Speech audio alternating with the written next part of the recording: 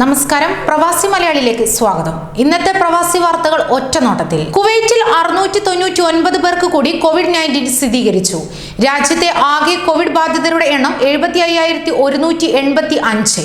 641 പേർക്കാണ് പുതുതായി രോഗം ഭേദമായത്. ആകെ രോഗമുക്തവരുടെ എണ്ണം 66,740 ആയിരിക്കുന്നു. കോവിഡ് ബാധിച്ച് 5 മരണങ്ങൾ കൂടി റിപ്പോർട്ട് ചെയ്തതോടെ ആകെ മരണസംഖ്യ 494. നിലവിൽ 7,951 പേരാണ് ചികിത്സയിലുള്ളത്. ഇതിൽ 115 പേർ തീവ്രപരിചരണ വിഭാഗത്തിൽ. 4,576 കോവിഡ് പരിശോധനകൾ കൂടി കുവൈത്തിൽ അധികമായി നടന്നിരിക്കുന്നു. UAE-യിൽ 283 പേർക്ക് കൂടി COVID-19 സ്ഥിരീകരിച്ചു.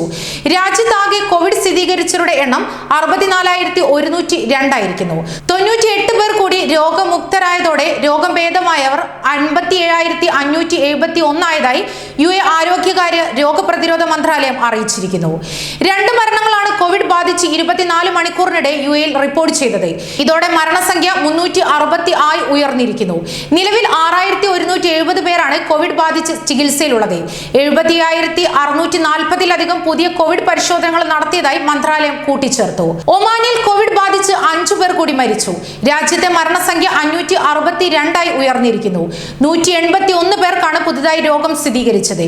രാജ്യത്താകെ കോവിഡ് സ്ഥിരീകരിച്ചവരുടെ എണ്ണം 82,924 ആയിരിക്കുന്നു. 123 പേർ കൂടി രോഗമുക്തരായതോടെ ആകെ രോഗം ഭേദമായവരുടെ എണ്ണം 77,550 ആയിരിക്കുന്നു. നിലവിൽ 462 പേരാണ് ആശുപത്രികളിൽ ചികിത്സയിലുള്ളത്.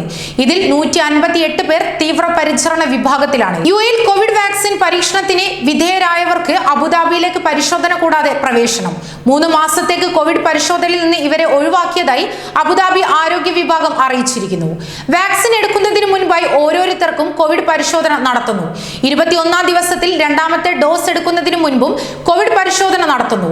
35-ാം ദിവസവും ഇത് ആവർത്തിക്കുകയും ചെയ്യും.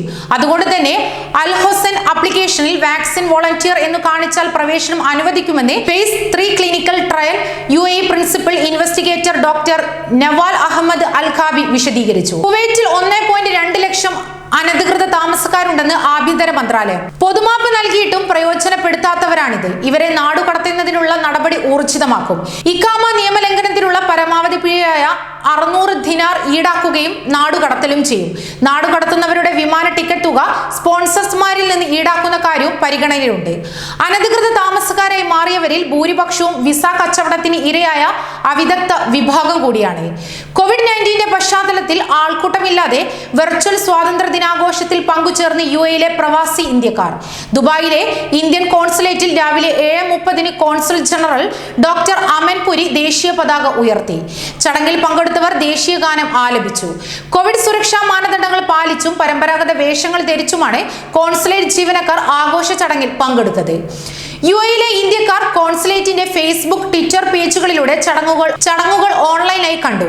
ഇന്ത്യയുടെ 74-ാമത് സ്വാതന്ത്ര്യ ദിനത്തിൽ ആശംസകൾ നേർന്ന് കുവൈറ്റ് കിരീടാവകാശിയും ഡെപ്യൂട്ടി അമീറുമായ ഷെയ്ഖ് നവാഫ് അൽ അഹമ്മദ് അൽ ജാബിർ അൽ സബാഹ്.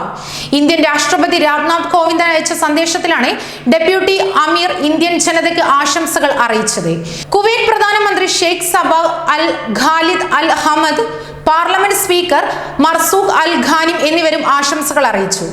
ഇന്ത്യയുടെ 74-ാം സ്വാതന്ത്ര്യ ദിനത്തിൽ ആശംസകൾ നേർന്ന് സൗദി ഭരണാധികാരി സൽമാൻ രാജാവ്. രാഷ്ട്രപതി രാംനാഥ് കോവിന്ദ് അയച്ച സന്ദേശത്തിൽ മുഴുവൻ ഇന്ത്യക്കാർക്കും സ്വാതന്ത്ര്യ ദിനാശംസകൾ നേരുന്നതായി അദ്ദേഹം അറിയിച്ചു. സ്വന്തം പേരിലും സൗദിയിലെ ജനങ്ങളുടെയും ഗവൺമെന്റിന്റെ പേരിലും രാഷ്ട്രപതിക്ക് ആയുരാരോഗ്യങ്ങൾ നേർന്ന സൽമാൻ രാജാവ് ഇന്ത്യൻ ജനതയ്ക്കും കൂടുതൽ അഭിവൃദ്ധിയും ഐശ്വര്യവും കൈവരിക്കാൻ സാധിക്കട്ടെ എന്നും ആശംസിച്ചു. സൗദി കിരീടാവകാശി മുഹമ്മദ് ബിൻ സൽമാൻ രാജകുമാരനും സ്വാതന്ത്ര്യ ദിനാശംസകൾ നേർന്നുകൊണ്ട് രാഷ്ട്രപതിക്ക് സന്ദേശം അയച്ചു. വിദേശ തൊഴിലാളികൾ സ്പോൺസർക്ക് കീഴിലല്ലാതെ ജോലി ചെയ്യുന്നത് ശിക്ഷാർഹമാണെന്ന് ഒമാൻ പബ്ലിക് പ്രോസിക്യൂഷൻ. 1 മാസം തടവും 800 റിയാൽ പിഴയുമാണ് ശിക്ഷ. തുടർന്ന് നാടുകടത്തലും. തൊഴിൽ പെർമിറ്റ് ഇല്ലാതെ ജോലി ചെയ്താലും ഇതേ ശിക്ഷയുണ്ട്. തൊഴിലാളിയെ മറ്റൊരാൾക്ക് കീഴിൽ ജോലി ചെയ്യാൻ അനുവദിക്കുന്ന തൊഴിലുടമയ്ക്കെതിരെയും ശക്തമായ നടപടി സ്വീകരിക്കും. 1 മാസം തടവും 1000 റിയാൽ പിഴയുമാണ് ശിക്ഷ. നിയമലംഘനം നടത്തുന്ന തൊഴിലാളികളുടെ എണ്ണത്തിനനുസരിച്ച് നിയമമനുസരിച്ച് ശിക്ഷ കൂട്ടുകയും ചെയ്യും. കോവിഡ് പശ്ചാത്തലത്തിൽ ജോലി നഷ്ടപ്പെടുന്ന ചിലവിനുള്ള പണം കണ്ടെത്താൻ മറ്റു ജോലി തേടുന്ന പശ്ചാത്തലത്തിലാണ് നടപടി. പകർച്ചവ്യാധികൾ അടക്കം ബാധിച്ചവരെ എളുപ്പത്തിലും സുരക്ഷിതമായ രീതിയിൽ കൊണ്ടുപോകുന്നതിന് നൂതന ക്യാപ്സ്യൂൾ എയർ ആംബുലൻസ് സംവിധാനം ഒരുക്കി അബുദാബി പോലീസ്. മേഖലയിൽ പുതിയ രീതിയാണിത്.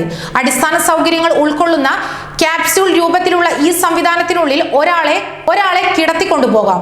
കോവിഡിനെതിരെ രാജ്യം നടത്തുന്ന ശ്രമങ്ങൾക്ക് കൂടുതൽ ശക്തി പകരുന്ന സംവിധാനം കൂടിയാണിത്.